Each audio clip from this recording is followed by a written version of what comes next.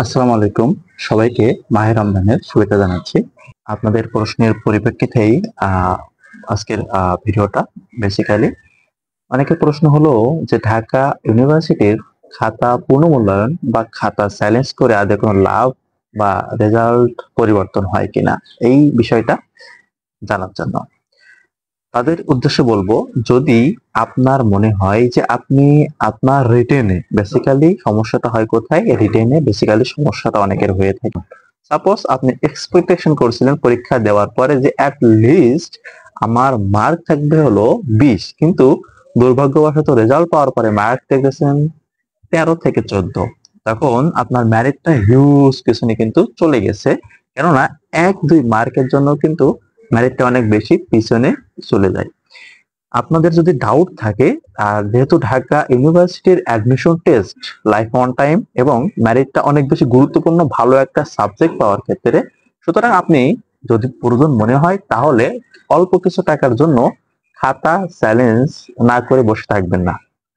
তাহলে কিন্তু পরবর্তীতে মন খারাপ হবে যে কেন, মানে কি বলা হয়, কেন আসলে খাতাটা চ্যালেঞ্জ করলাম না বা পুনর্মূল্যায়নের জন্য কেন কল করলাম না। একবার ঢাকা ইউনিভার্সিটি 2 বছর মতো আগে যারা খাতা পুনর্মূল্যায়নের জন্য কল করছিল তাদের কিন্তু ঢাকা ইউনিভার্সিটি থেকে ডেকে তাদের খাতাটা তাদের হাতে দিচ্ছিল যে তোমাদের খাতা এই যে তোমরা দেখো। ঠিক আছে, তখন কিন্তু তারা বুঝতে পারছিল যে আসলে তাদের ভুল আছে নাকি স্যারদের ভুল আছে।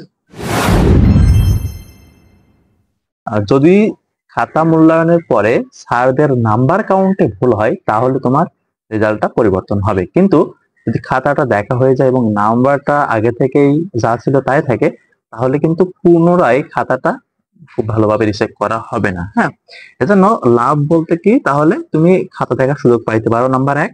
দ্বিতীয়ত, তোমার মনে যে কনফিউশন এটা দূর হবে। আর তৃতীয়ত হলো, যদি তোমার খাতায় মার্ক কাউন্টে ভুল হয় তাহলে তোমার জন্য কি লাভ হবে। সুতরাং সবার প্রতি আহ্বান থাকবে, যাদের মনে হয় যে আমার ম্যারিটটা, যেহেতু মেরিট অনেক বেশি, 2-1 মার্কের জন্য কিন্তু মেরিট অনেক বেশি পিছিয়ে যায়, ঠিক আছে, তাহলে যদি যাদের মনে হয় যে আমার মার্ক বাড়তে পারে তারা অবশ্যই অবশ্যই খাতা কল করবা। ঠিক আছে, সো আশা করি বিষয়টা ক্লিয়ার হয়ে গেছে। তাহলে আজকের মতো এখানে শেষ করছি। আল্লাহ হাফেজ।